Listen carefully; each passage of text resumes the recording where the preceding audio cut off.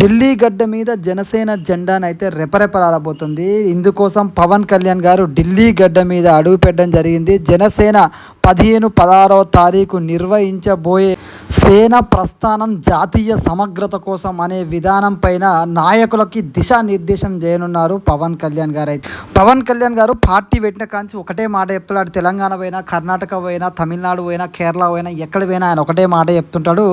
ప్రాంతీయతని విస్మరించని జాతీయవాదమే జనసేన పాటిస్తుంది. 7 సిద్ధాంతాల్లో ఒక సిద్ధాంతం కూడా అదే, ప్రాంతీయతను విస్మరించని జాతీయవాదం. ఏ ప్రాంతం అయితే ఉంటుందో ఆ ప్రాంత సంస్కృతి, సాంప్రదాయం, భాష ప్రతిదీ గౌరవిస్తూ జాతీయ భావజాలాన్ని జనసేనలో కానీ, జనసేన నాయకుల్లో కానీ, జన సైనికుల్లో కానీ నింపాలి. అదే ఉద్దేశంతో యావత్ దేశవ్యాప్తంగా ఇదే విధానంతో ముందుకెళ్లాలనే ఉద్దేశంతో పవన్ కళ్యాణ్ గారు ఢిల్లీ నడిబొడ్డున జనసేనకు సంబంధించిన ఈ యొక్క కార్యక్రమాన్ని అయితే చేపట్టడం జరిగింది.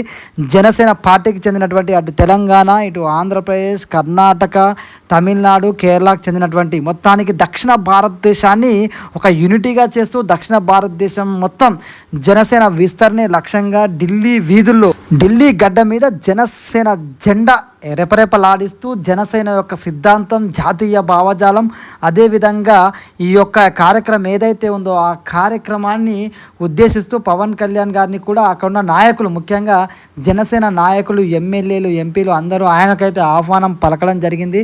ఎక్కడైతే ఢిల్లీలో మీటింగ్ జరగబోతుందో అక్కడ. అయితే ఈ కార్యక్రమం యొక్క ముఖ్య ఉద్దేశం ఢిల్లీ వేదిక నుంచి పవన్ కళ్యాణ్ గారు ఒకటే స్ట్రైట్ పాయింట్ తోటి జాతీయ భావజాలం కలిగి ఉంటుంది జనసేన పార్టీ. యావత్ దేశవ్యాప్తంగా జనసేన సత్తా చాటబోతుంది. జనసేనను కేవలం ప్రాంతీయ పార్టీగా కాకుండా ఆయన పార్టీ పెట్టినప్పుడు ఏదైతే జాతీయ భావజాలంతో ముందుకు తీసుకెళ్తా అని చెప్పిండో అదే జాతీయ భావజాలంతో పవన్ కళ్యాణ్ గారు జనసేన పార్టీని ముందుకు తీసుకుపోయే ఉద్దేశంతో ఆ ఢిల్లీ వేదిక ఏర్పాటు కూడా పూర్తి చేయడం జరిగింది. జనసేన నాయకులు, ఎమ్మెల్యేలు, ఎంపీలు, ఆ జనసేన ముఖ్య నాయకులు, కార్యకర్తలు ఇంకా చాలా మంది రావాల్సి ఉంది. కాకపోతే కొద్ది మందితోటి పవన్ కళ్యాణ్ గారి యొక్క సేన ప్రస్థానాన్ని, జాతీయ సమైక్యత కోసం అది ఏదైతే చేపట్టిండో ఆ కార్యక్రమాన్ని ఆ యొక్క ఏదైతే ఈ జన సైనికులు ఉంటారో 5 రాష్ట్రాల దక్షిణ భారతదేశం నుంచి వచ్చినటువంటి జన సైనికులు, అదేవిధంగా ఢిల్లీలో ఉన్న కొంతమంది జన సైనికులు కూడా పోతారన్నట్టుగా సమాచారం అందుతుంది. సో మొత్తానికి ఇంకా చాలా మంది జనసైనిక నాయకులు, కార్యకర్తలు పెద్ద ఎత్తున రాలేకపోయారు.